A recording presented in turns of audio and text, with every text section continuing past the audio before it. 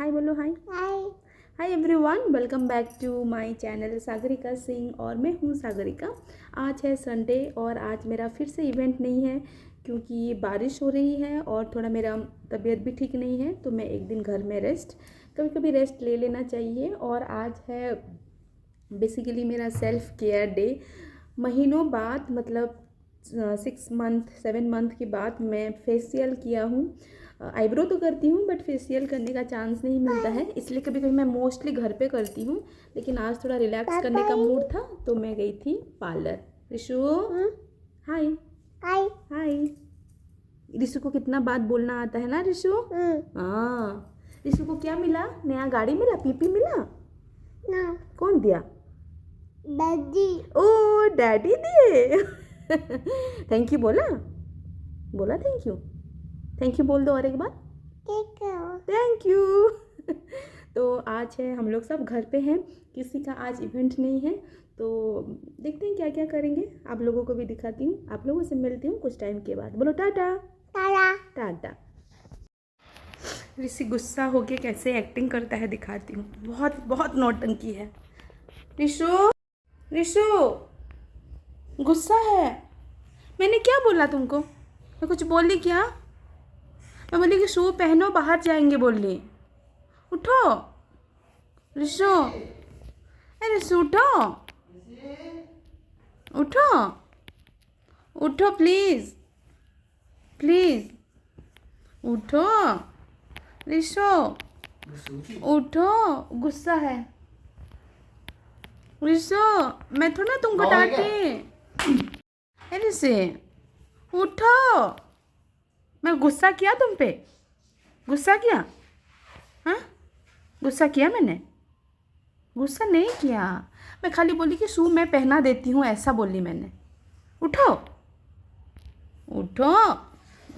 ओहो, उठो उठो। यार ऋषि को मनाने में 10 मिनट जाता है ना ऋषि? अभी भी गुस्सा है।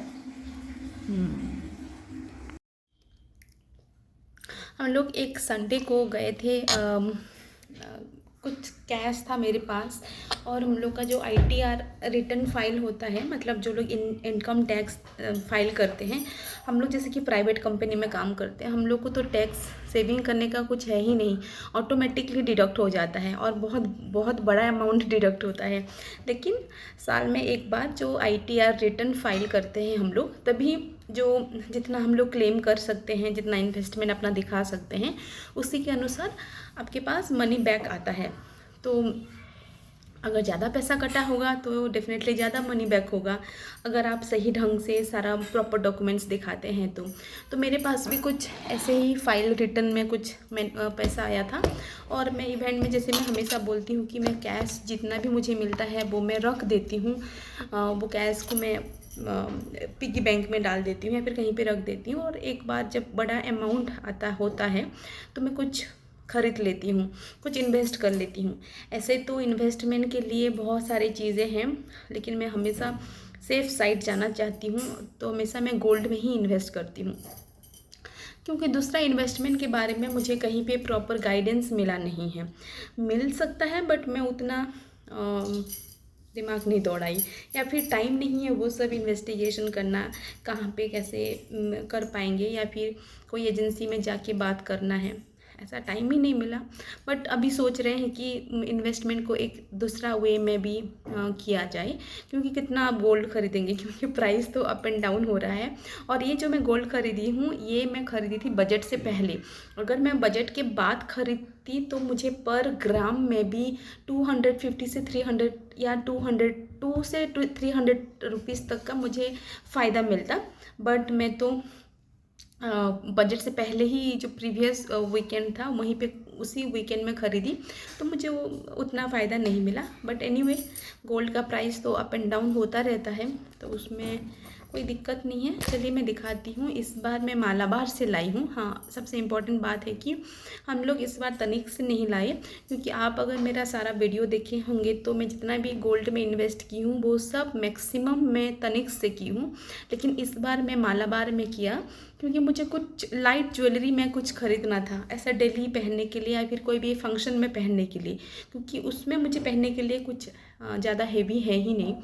तो एक तो पहली बार मैं कोई फंक्शन में जाती नहीं हूँ, अटेंड नहीं करती, तो ख़रीदने का कोई मतलब नहीं है। फिर भी बाय एनी चांस कोई अगर मौका मिले तो कुछ तो होना चाहिए ना घर में पहनने लायक। तो मैं सोची कि चलिए जो मैं दिखाती हूँ आपको। तो ये है मालाबार का, ऐसे ही डिब्बे में आता है उनका गोल्डन में। तो ये है एक बैंगल, जो पर बैंगल 8 ग्राम करके है। और मैं अभी यहाँ पे प्राइस डिस्क्लोज़ करना नहीं चाहती हूँ, क्योंकि प्राइस मैं एक बोलूँगी जब तक ये वीडियो जाएगा फिर से प्राइस ऊपर नीचे हो जाता है, फिर से कमेंट्स आता है। तो मैं आप देख लीजिएगा प्राइस कितना है अभी का। तो ये है पर ग्राम। तो ये बहुत ही सिंपल है, बहुत पतला है, ज़्यादा मोटा नहीं है, इतना वाइट है। तो ये चूड़ी के साथ, कांच के चूड़ी के साथ डेली पहनने के लिए ये बहुत अच्छा है, बहुत अच्छा है।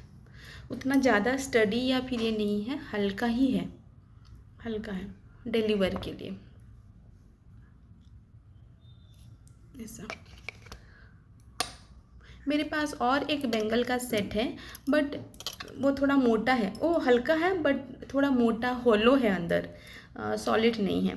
तो वो हमेशा पहन नहीं सकते, वो कभी कभी शादी ब्याह में पहन सकते हैं, क्योंकि वो थोड़ा ज़्यादा फैंसी टाइप का है। तो मैंने इसलिए ये वाला लिया, पतला पतला। ये एक है, और अनदर पैकेट है ये। और ये वाला ईयर रिंग, हम लोग ये वाला ईयर रिंग नहीं लेने वाले थे। मिनट, मैं पहले वो बैंगल चूज़ किया था और उसके बाद कुछ एक कॉइन चूज़ किया था। लेकिन जो मुझे लगा जो ऑथेंटिसिटी या फिर जो स्टडीनेस तनिक्स के कॉइन में है ना, मुझे वो स्टडीनेस नहीं मिला। मुझे पता नहीं कैसा अजीब सी उलझन में मैं पड़ गई उधर। फिर एट द लास्ट मोमेंट मुझे उनका ईयर रिंग का सेक्शन में इतना ये वाला ईयर रिंग मुझे मिला। ओह, ये वाला मिला। ये थोड़ा आजकल जो दुबई स्टाइल आ रहा है ना, आजकल हर जगह ऐसा हो गया है, इस टाइप का ज्वेलरी मिल रहा है। और ये है करीबन 10 ग्राम का ऐसा, बहुत ही हल्का है। आप अगर देखोगे तो बहुत हल्का है। ये ऐसा लगेगा, लाइक दिस। पता नहीं मैं कब जाऊंगी कहाँ और कब पहनूंगी।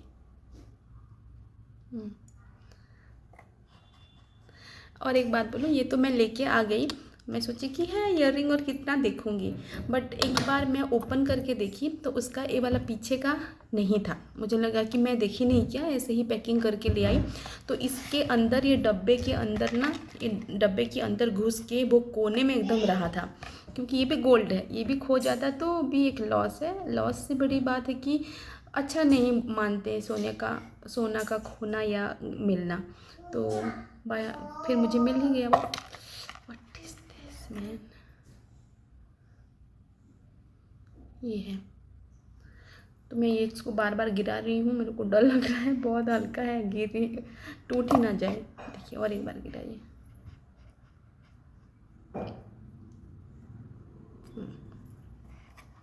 तो इसको मैं फटाफट रख देती हूँ। ये सारा हम लोग का लॉकर में ही रख देते हैं, क्योंकि घर में एक तो हम लोग रेंट हाउस में रहते हैं, तो घर में ये सब सोना रखना अच्छा नहीं होता है। तो अभी हम लोग लॉकर में ही इसका रखने का इंतज़ाम किए हैं। कभी कभी क्या होता है, जब हम लोग बाहर चले जाते हैं तो लॉक नहीं होता है, या फिर मैं बाहर नीचे वॉकिंग करती रहती हूँ तो ऐसे ही लॉक लगा के चली जाती हूँ। लेकिन आजकल जितना इंसिडेंट बढ़ रहा है तो हमेशा घर को लॉक करके ही जाते हैं, और ये सब हेवी सामान घर में रखना भी नहीं चाहिए। तो ये सब हम लोग लॉकर में ही रखने का अरेंजमेंट कर दिए हैं। तो चलिए, ये था एक छोटा सा ब्लॉग। आई होप कि आपको मेरा ब्लॉग अच्छा लगता है।